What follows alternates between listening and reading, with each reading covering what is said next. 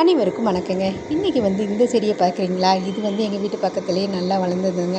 இப்போ ஒரு நாள் குட்டியாக இருந்தது. அப்புறம் நான் அதை பார்க்கவே இல்லை, மறந்துட்டேன். அப்படியேவும் போகிற அவசரத்தில் அப்படியே மறந்துட்டேன். அப்புறம் பார்த்திங்கன்னா ஒரு நாள் ஜன்னல் பக்கத்தில் ஒரு இலை நல்லா தெரியுதுன்னு சொல்லி பார்த்தா, கடைசியில் பார்த்தா துத்தி செடி அவ்வளோ தூரமும் அவ்வளோ அழகாக வளர்ந்துருந்ததுங்க. பக்கத்தில் போய் பார்க்கும்போது பார்த்தா நல்லா இலையெல்லாம் நல்லா பச்சை பசேன்னு ரொம்பவே நல்லா இருந்ததுங்க. இதை பார்க்கும்போது நம்ம நம்ம சேனலில் ஏற்கனவே நான் துத்தி செடியினுடைய நன்மைகளை பற்றி போட்டிருக்கேங்க. அதுதான் ஞாபகத்துக்கு வந்ததுங்க. அப்போல்லாம் நான் அந்த துத்தி செடியினுடைய நன்மைகள் போடுறப்பெல்லாம் இந்த மாதிரி செடி இவ்வளோ தூரத்துக்கு வளர்ந்து அழகாக இருந்து பார்க்கல, குட்டி குட்டியாக தான் இருந்துச்சு. ஆனால் இப்போ நம்ம எதிர்பார்க்காமல் இருக்கிறப்ப இவ்வளோ அழகான ஒரு செடி நல்லா வளர்ந்துருந்ததுங்க. துத்தி செடியினுடைய பயன்களை பற்றி நம்ம சேனலில் ஏற்கனவே சொல்லியிருக்கேங்க.